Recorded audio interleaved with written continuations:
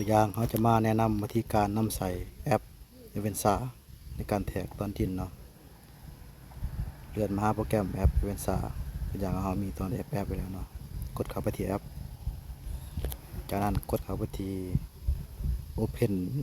Base Map จากนั้นกดลูกศรตะเทิงเนาะเพื่อให้มาซูมมาหาตำแหน่งจุดที่เราอยู่ปัจจุบันกดเข้าไปมันจะได้ตำแหน่งเราอยู่ปัจจุบันนี่เนาะที่เราแทรกมันจะกดเข้าไปที่ตัวลุ่มนี่เนาะมีหูซอกับหูใบบรรทัดเนาะกดเข้าไปแล้วเขามาใส่ตัวที่2เนาะเขียนว่า Record GPS Tag นี่กดเข้าไปใส่จากนั้นก็กด Start คือว่าเราสามารถย่างแทรกหูตัวที่ของได้สิลองย่างเนาะ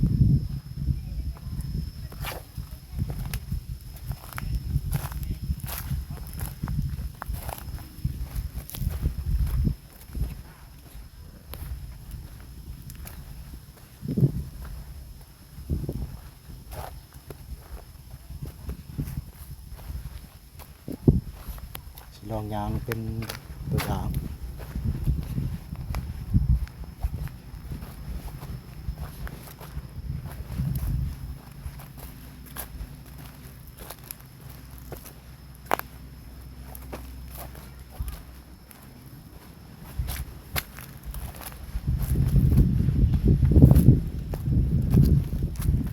การยางตรงยางเขามาหาจุดเก่าจุดที่เราเริ่มสตาร์ทถ้ากดสตาร์ทแล้วจุดได้ตรงยางเขาไปหาจุดนั้นเนาะเพื่อให้ตอนดินมันอยู่กัน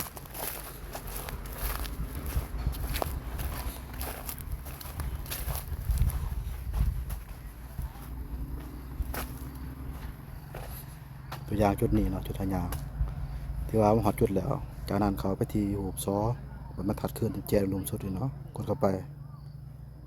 กดตัวที่2ขึ้นเนาะกดเข้าไปกดสต็อปกดสต็อปที่ว่าแอปของเราหยุดการทำงาน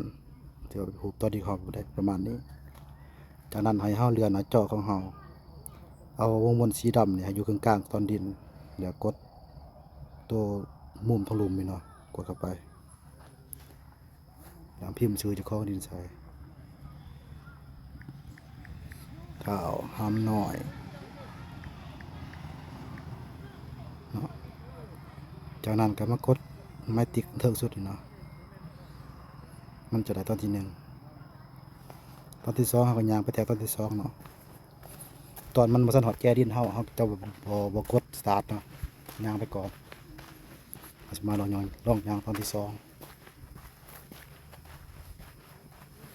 นี่เนาะตัวอย่างหาตอนที่2แล้วเนาะก็มีแต่กดใช้ลูกศรซ้อขึ้นเนาะกดที่ซ้อกดสลิคอร์ดสตาร์ทย่างตอนที่2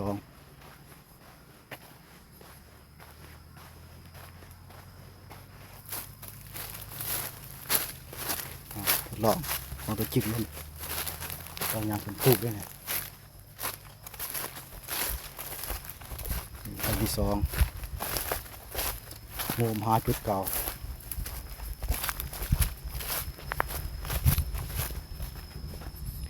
หอจุดเก่าแล้วก็กดสต็อปเนาะจะมีกดใส่ตะจอบานหนึ่งมันจะเด่นเลยขึ้นมาแล้วกดสต็อปจากนั้นตามเก่าเนาะเดินลูกศรมันอยู่กลางแล้วกด